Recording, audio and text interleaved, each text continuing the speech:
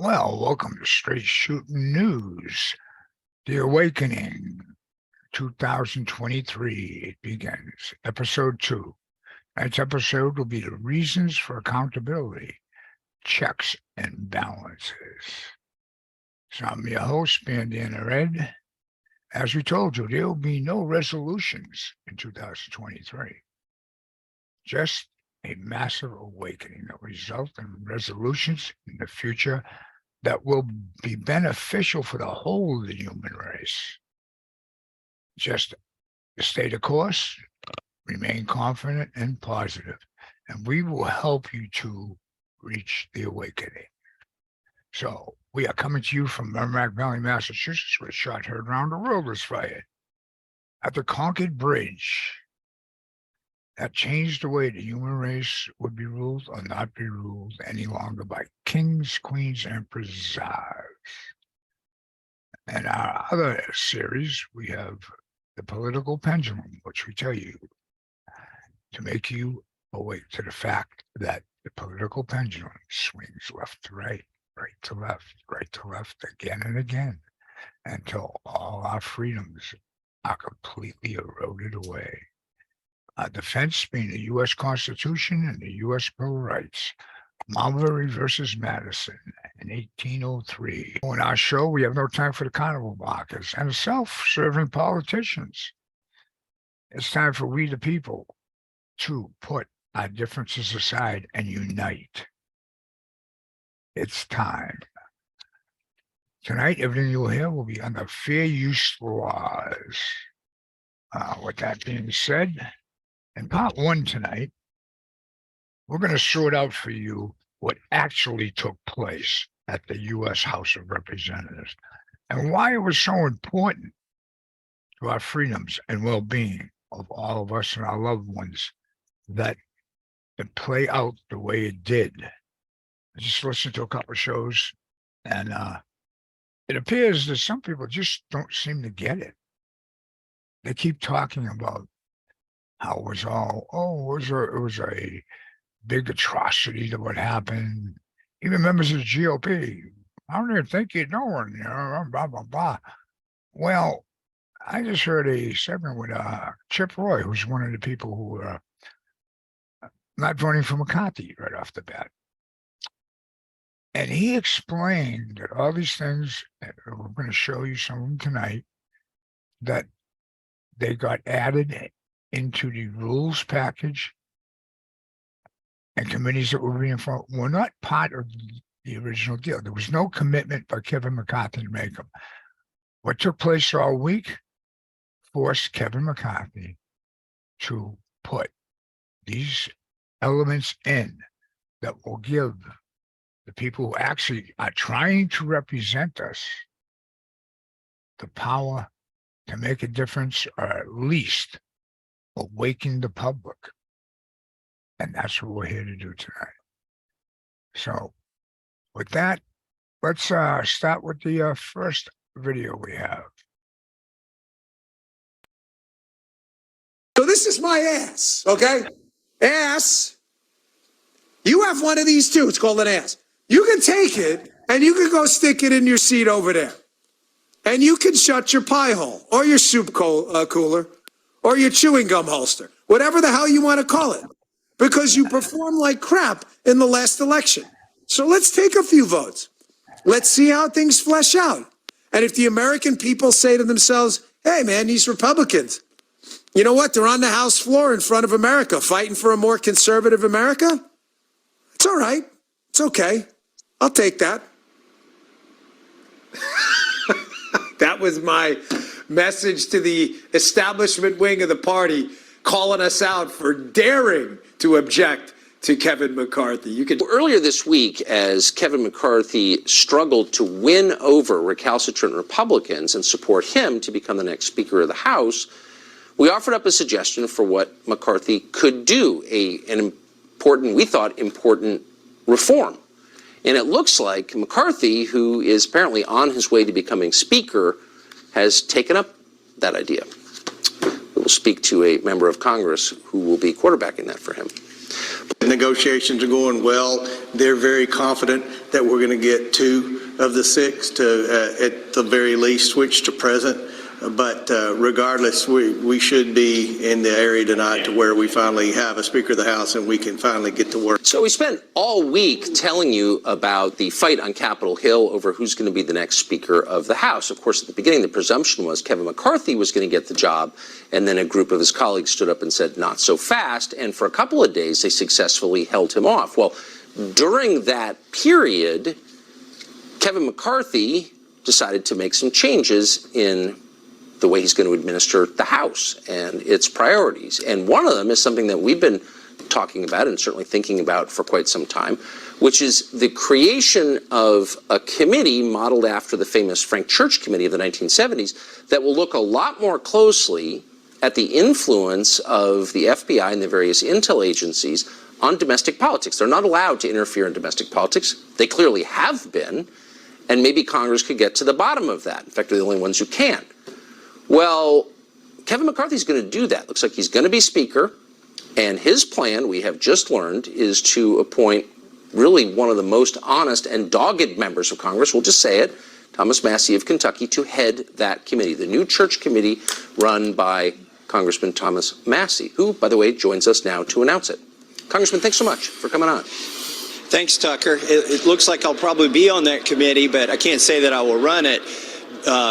I will say that, you know, while we've seen this drama unplay on the House floor behind the scenes, along with those people who withheld their vote for Kevin McCarthy until they got the transformational changes in the House and the way the House works, we were working with to make sure that this Church Committee, a suggestion that you've had, and thank you for suggesting that I should be on it. I don't know if you're clairvoyant or just made the future happen, but it's happening.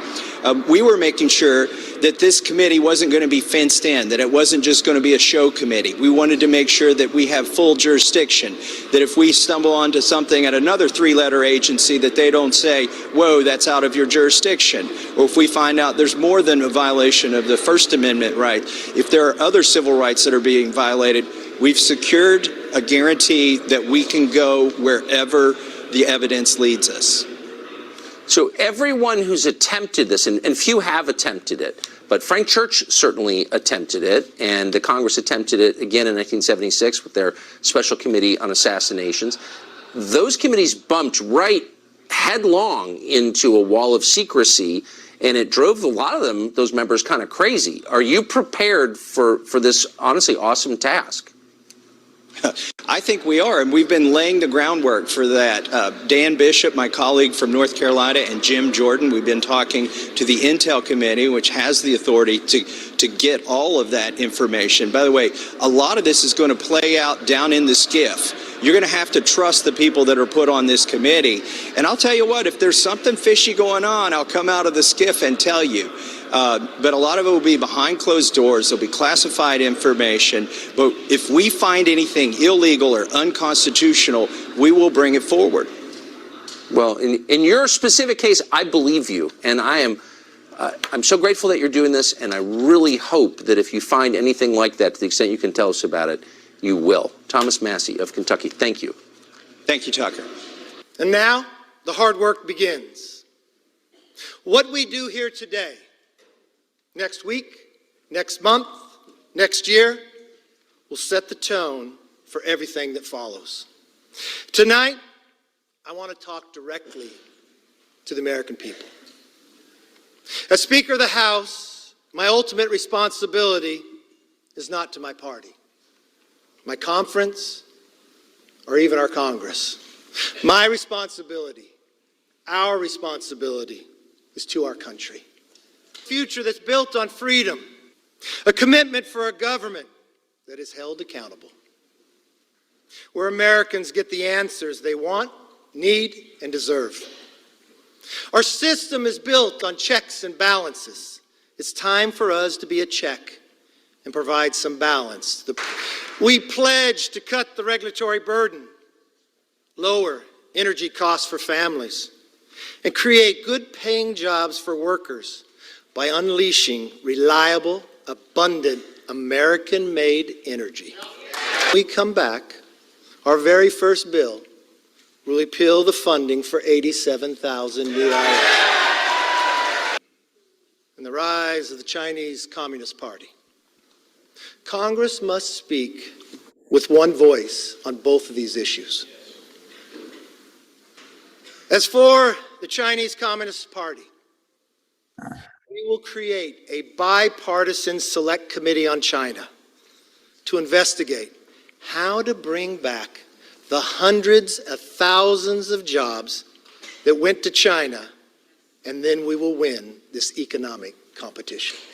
Speaking of committees, we will hold the swamp accountable. From the withdrawal of Afghanistan to the origins of COVID and to the weaponization of the FBI.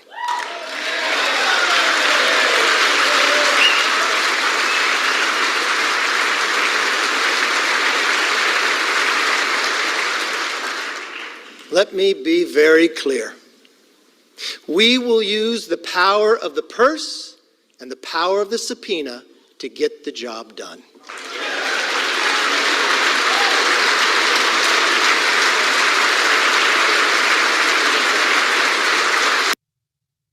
Notice the screen here. What you're looking at is the Democrat side of the House. Not one of them are applauding. Not one of them want any accountability. And you need to ask yourself why. I think we know why. We've been explaining why. Well, was that a great lead-in with Dan Bongino? He summed it up better than every neocon that was on screen all week long, of any liberals that thought this was some big atrocious thing that they had to go through all these 15 votes.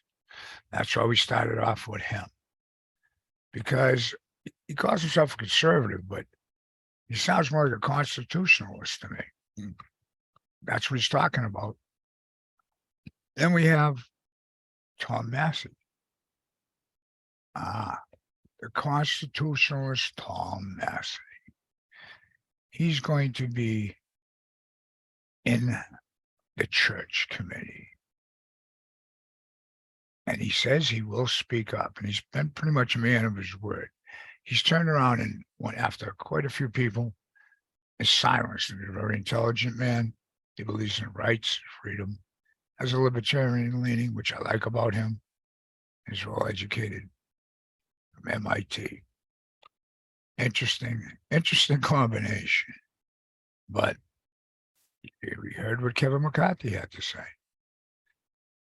Going to get rid of the IRS, attacking the people. He's going to set up committees for oversight, accountability.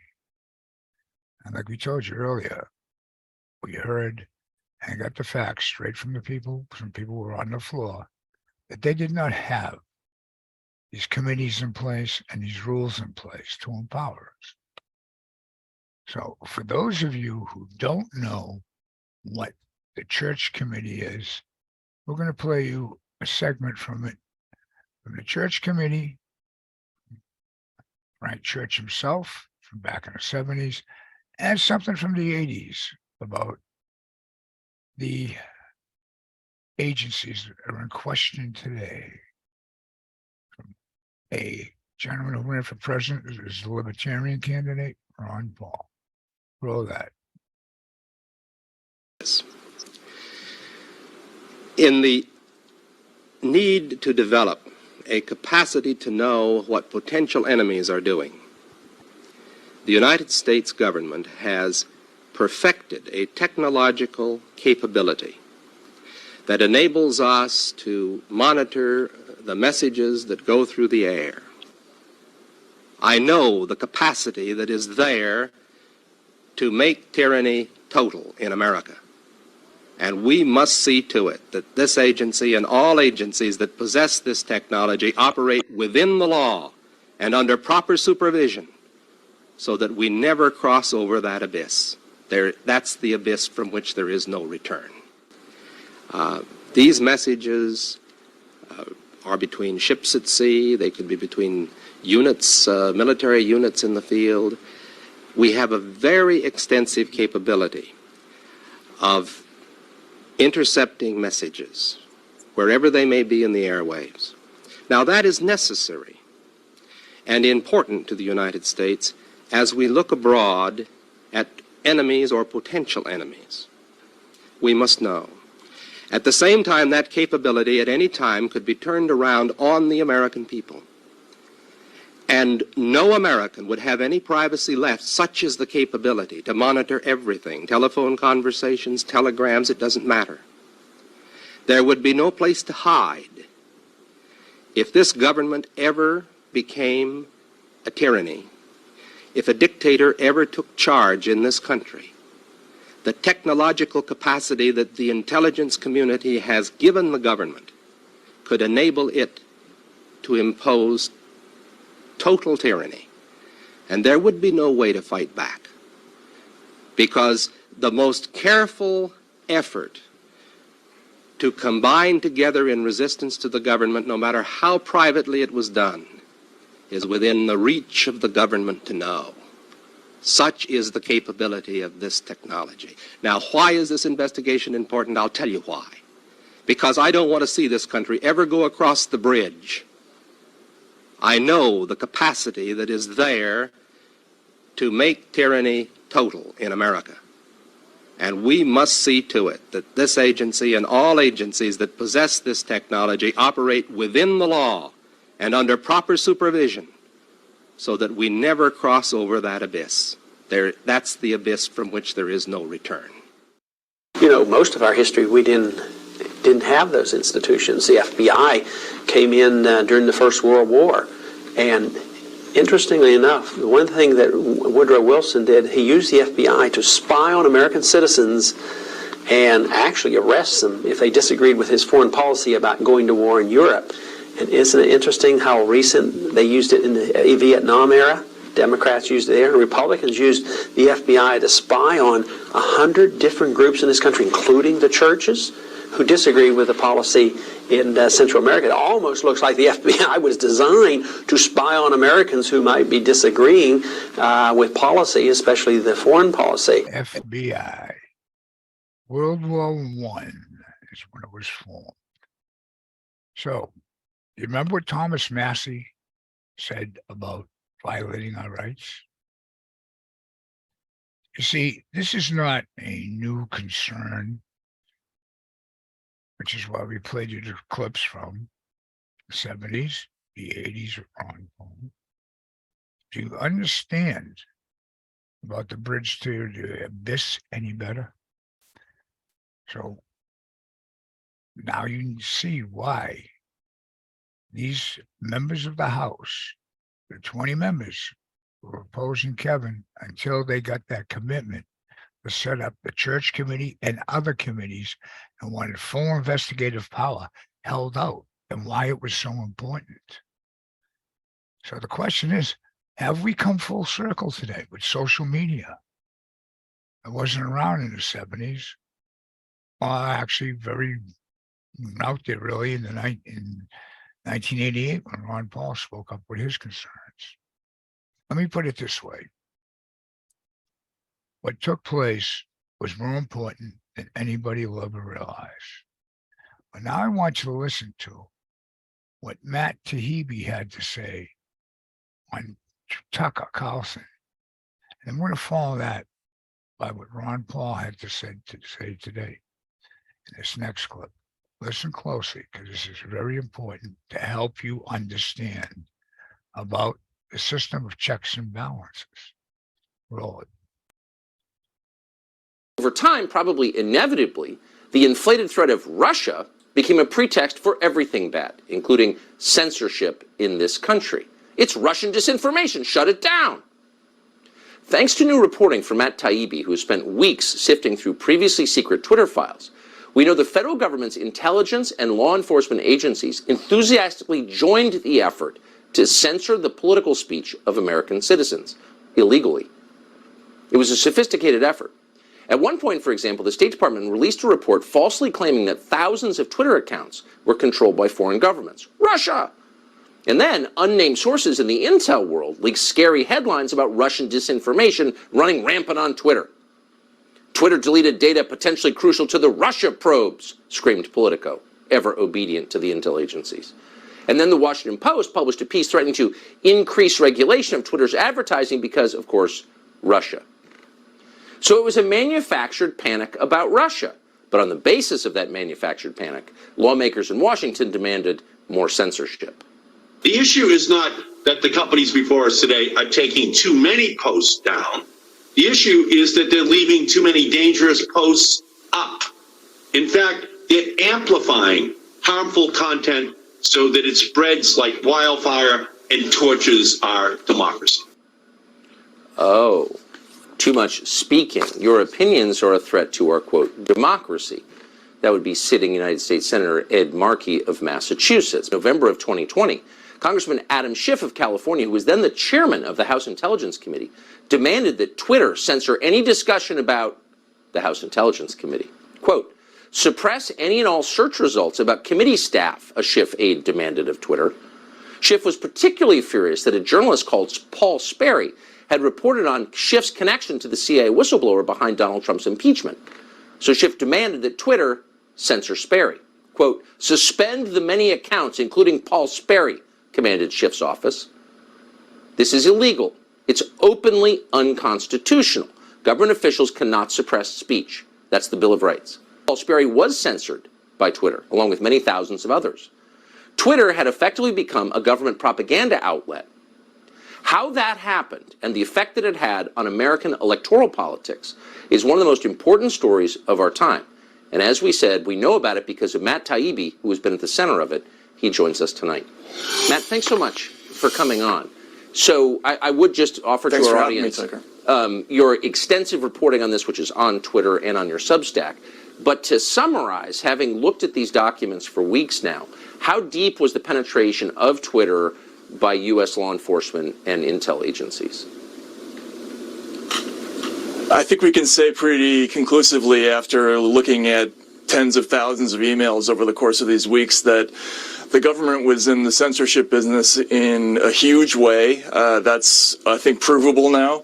And not just one agency, really every conceivable wing of the enforcement agencies of the U.S. government were in some way or another sending moderation requests to Twitter, and in many cases those requests were being fulfilled, and they were coming from everywhere, from every place from the NSA to the HHS to FBI, DHS, and even what they call other government agencies, which I think is code for the CIA. So we have reports from all over, from states, from police departments, everywhere.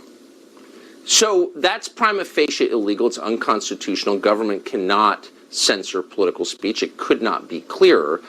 Our assumption is that this was made possible because of hysteria about Russian penetration of our politics. Is that your read of it? Absolutely, yeah. I think the thread that I put out yesterday traces the history of what happened, particularly in the fall of 2017. Twitter somewhat naively thought that they would not be sucked into the Russiagate phenomenon. They really thought this was going to be Facebook's problem alone. But when it started to become politically very difficult for them, and people like the ranking Democrat on the Senate Intel Committee, Mark Warner, the senator of Virginia, put pressure on them. There's an email that talked about how he was pressuring them to, quote, keep producing material for them. Ultimately, Twitter ended up caving, and by the end of the year, they had an internal guidance, which I think is very significant, where they said publicly, we will only remove content at our sole discretion. Privately, we will remove content, any content that's identified by the United States intelligence community as a foreign state actor conducting cyber operations. So if the intel community says we take it down, we're going to take it down. And of course, a lot of the people who were censored were not foreign state actors. In at least one case that you documented, this was a journalist. And I have to ask, there are a lot of different nonprofit organizations that purport to defend free speech on behalf of journalists. I won't even bother to name them, but there are a lot of them. Have any of them weighed in on this and raised holy hell? No, and that's been a profound disappointment. For me personally, I gave to the ACLU for years. I'm one of those sort of dyed-in-the-wool liberals and grew up that way.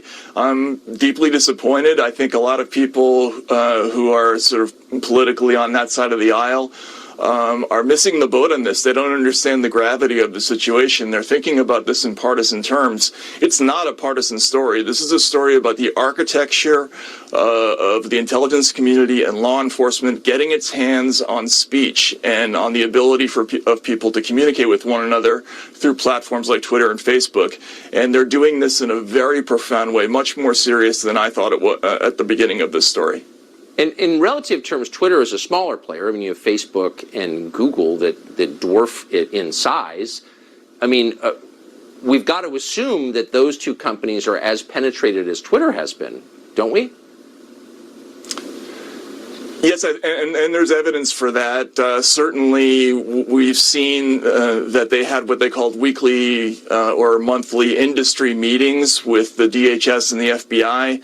And those included a number of companies, including Facebook, in some cases Wikipedia, Pinterest.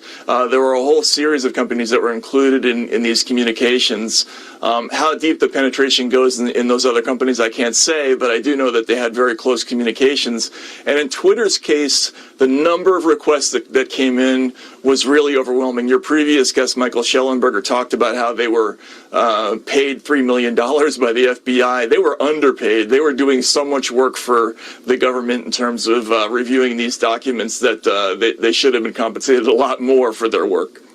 How can it be a free society or a democracy if law enforcement and intel agencies are determining what we can say?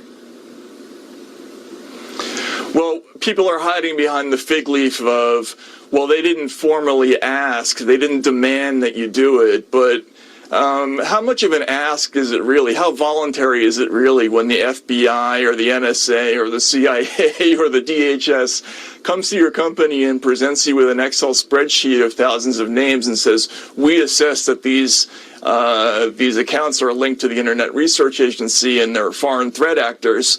I think these companies feel enormous pressure to do the moderation, and the initial work that we've done proves that they did so. Yeah. This is one. There are many problems that beset American society. This is a simple one to fix. Just ban it. Government agencies are not allowed to censor speech in the United States. I think it's a pretty easy thing to remedy. And we wouldn't know about it were it not for your efforts. Thank you, Matt Taibbi. Thanks so much. Twitter files too, because there's some very good news there. Things are being exposed, and it is bad. There is so much trash in there, and yet I don't think even now, as bad as it is, people are willing to challenge it on principle. Because I don't think the founders would be upset if we had never started an FBI, and a CIA, and they're involved. But I think it's good that this is coming out because truth is becoming more prevalent, and the people who are suspicious of things, have things to hang their hat on. So there's been a lot of information describing how the deep state and the coup has worked, and how the government and the FBI and the CIA works very, very strongly, with social media and, of course, we've always known regular media, and it's such an incestuous situation there. And the title page really tells everything. The Twitter files, how Twitter let the intelligence community in. And now we're learning, as you say, about the deep state, the deeper state's role. Put on this next one because Elon Musk himself commented on Matt Taibbi's release, and he points out this is basically skipping a cut to the chase. U.S. government agency demanded suspension of 250,000 accounts, including journalists and Canadian officials. And this he's talking about the Global Engagement Center of the State Department, which literally sent over lists to Twitter saying, we want you to ban these 250,000 people. Well, we've accurately predicted the future for 40 years, and people listen to the psychopaths. Ron has been doing it. He's the honest man who's been doing it. 250,000 accounts was suspended. And let's take a look at this. We've got a die-in-the-wool liberal, Matt Taibbi. It was a perfect choice by Musk to release these documents. He's telling you that it's not a partisan issue. What's happening here is affecting both sides of the political spectrum and opinions. They could censor anyone. The FBI is going to claim that, well, we didn't order them not to do it. The intimidation factor. And that's what Ron was talking about in his first segment, about how after World War I, the FBI was created. It became more empowered, it became more intimidating. But as Taibbi said, it wasn't just the FBI, it was all these alphabet agencies. So we heard a lot of talk in this part one, but talk is cheap. And we the people must give the Freedom Caucus and the GOP a chance to uphold our Constitution. And the most important part, the Bill of Rights. But we also have to be prepared to be that final check and balance. We'll learn more on this parts 2 and 3. So stay with us.